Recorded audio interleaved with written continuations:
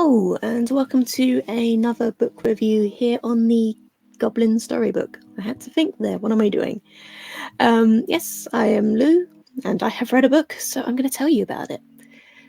This time I'm going to talk about The Moon's Eye by A.J Calvin, and this is the first book in a new series called The Relics of War. This video is part of the what are they called? Escapist book tours. They're doing a book tour for this book, and this is part of that book tour. This is my stop. So yeah, that's what we're doing today. Wow, I'm feeling all flustered. I think it's probably the heat as well. It's getting to me, so let's try and get back on track. Let's get voiceover, Lou, just to give you the lowdown on what this book's about. Chosen for advanced training by the god of war himself, Bardak is considered a paragon amongst his people, the Scorpion Men. Yet his position and training come with a cost. He must serve the whims of the god, with no questions asked. Only days after his training is complete, he is sent far away from his desert homeland in order to act as the protector of the Fire Maiden's mortal daughter, Janna. Janna has been tasked with the recovery of a magical relic known as the Moon's Eye, but she has little worldly experience to guide her. The Immortals deem the relic's recovery imperative, for it alone can combat the rise of the soulless, those sworn to the fallen nameless god, Death.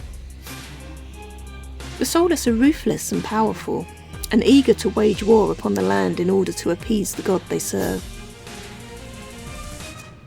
Though Bardak is skilled in battle, he must lead Janna through several perilous areas in order to reach the relic she seeks, pushing his abilities to the limit.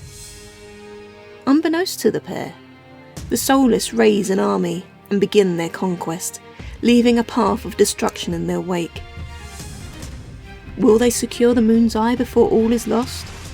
Or will the relic itself prove to be their undoing? So yeah, as usual, you've probably got a bit of an idea from that, but basically the main premise is that you've got a bunch of mortals and they find themselves just plonked right in the middle of some godlike business. There's a quest, they have to go and find the Moon's Eye. There's some terrific characters and plenty of memorable scenes. So I just realised I haven't had my banners up for this. Sorry. So we've done what it's about. What I liked so much of this book. It was such a good read. There are multiple points of view, and I love that. I think like the first set of books that really got me turned on to that was George R.R. Martin, you know, the Song of Ice and Fire or Game of Thrones, however you want to say it. Those books where you have multiple points of view, all telling various stories that at some points don't really seem necessarily connected, but then you find out, they are. So yes, this is very much like that, although the stories here you can tell they're connected, and it's very satisfying the way they all mesh together.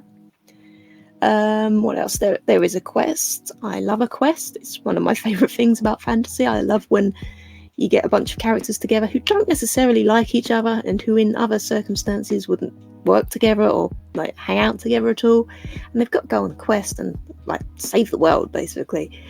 So we've got a lot of that going on here.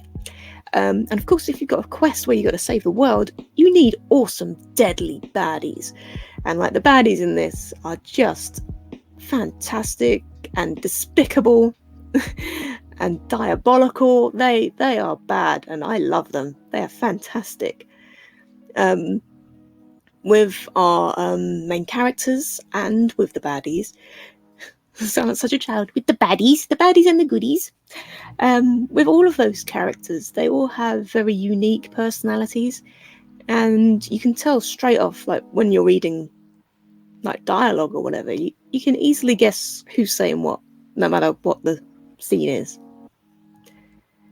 Another thing I really liked about this book, and is what really draws me into fantasy a lot, is the different species. Is that the word? I think that's the word. You've got humans, there's the Merkor. Am I saying that right? I don't know. There's scorpion men. So there's all these different kinds of people who have similarities and differences. And I love that A.J Calvin has really thought about like where these people would live, what they would do, what they would eat, what their homes would look like, and especially with the scorpion men. So I really liked how she made that environment for them. And I don't want to give too much away, but yeah, it's worth reading. The only thing I don't like about the scorpion men is their name. So I wanted them to have another name. Like, don't know. I'm terrible at naming things. Scorpies. The Scorpies. The Scorpions. Scorpions. No, Scorpions, that's an animal. Oh, man. Yeah. But I just felt like Scorpion Man was quite... I don't know. It just didn't have the oomph behind it that the rest of the story did. I guess I could have gone in what I didn't like. I should have saved that there. Instead, we're gonna sort of cheat a bit in this next section. What I didn't really like, because as usual, can't really think of anything. But yes, the name Scorpion Man, wasn't really a fan. But the other thing is not really a negative. Well, I guess it could be if it's not. This isn't your kind of thing. Could be a negative. But this is one of those fantasy stories where you really need to pay attention. You can't just skim read a bit and hope you pick it up later on. You really need to focus and like hone in on it. There is a lot going on, and you've got a lot of different characters across like a huge area. There's lovely map at the beginning, and I do like a map. But if you're one of these readers who dips in and out of books, like maybe you have 2 or 3 on the go, and you read this like on a Monday and then you don't pick it up again until the Thursday, chances are you could jump in and think, oh no, what was happening? What was going on? Okay, maybe not between Monday and Thursday, but if you left it like a week or 2, you could get confused. Well, I would. It doesn't take much to confuse me, really. I just want to say I'm really sorry because there's an intense glare on my glasses this time, and I think it's because like today is really hot, so I've drawn all the curtains to keep the sun out, and it's just really made my screen really obvious. So sorry about that. But anyway, yeah, so that's the only thing I can really think of that might be a downside. But if you're one of those people that binge reads, then you're going to have a fantastic time. A favourite character. I liked them all. I know that's a cop-out. But one that really stood out to me is Vardak. And he is on the front cover there. I don't know if you can see it because that's really tiny. But like, if you head over to Amazon or Goodreads or whatever, I'll stick links down below to buy this book. Yeah, he's right there on the cover. He's the half man, half scorpion. Scorpion man. I suppose the name does exactly what it says on the tin. And he's just this really interesting guy. He's trained all his life to be like this chosen warrior. And then he's torn away from what he thinks he should be doing to go on this quest to look after like a young woman. And yeah, it's just really interesting to see how he copes with that. And also, I just like his personality. He's quite stoic and standoffish, and I can't relate. So, final thoughts. So, The Moon's Eye is a fantastic start to a new series. I absolutely know already I'm going to be reading the rest of The Relics of War as they become available. I don't think they're available yet. I don't know. I have to look up after this. But yes, I will definitely be reading them. I can't wait to see what happens next.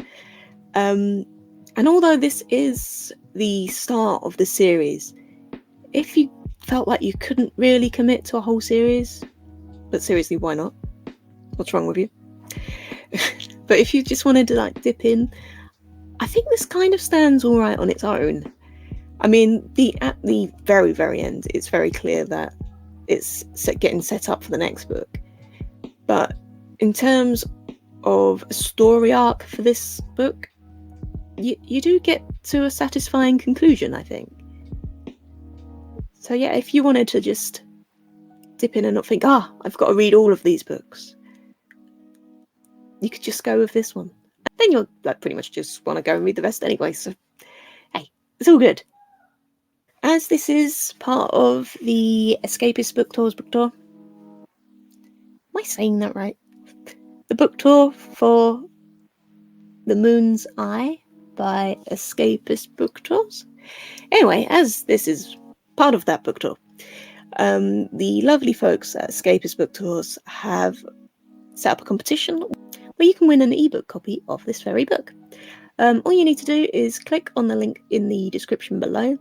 I know YouTube has recently changed the layout down below and it's kind of confusing, so you might have to click on something to see more text, but I will stick the link in the description, so if you want to enter that, and really, why wouldn't you, go ahead, click on that link and enter yourself in.